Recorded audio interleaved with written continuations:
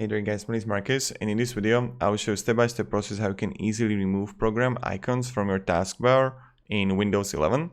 So it's pretty straightforward and pretty simple what you actually need to do. So how to pin a program. So let's say I would be coming to search and I would write here Steam.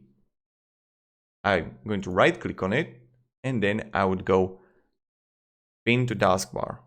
And as you can see, we got it right here.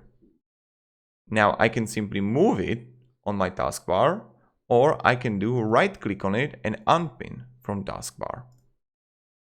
So also like this, and that's pretty much it how we do it. So this is how you can add or remove programs icons from taskbar in Windows 11. If this video will be helpful, write down below in the comments that it helped you, so when other people would come here, they will be like, oh my god, yes, it's helpful. So thank you very much guys, and have a great day, and goodbye. See ya.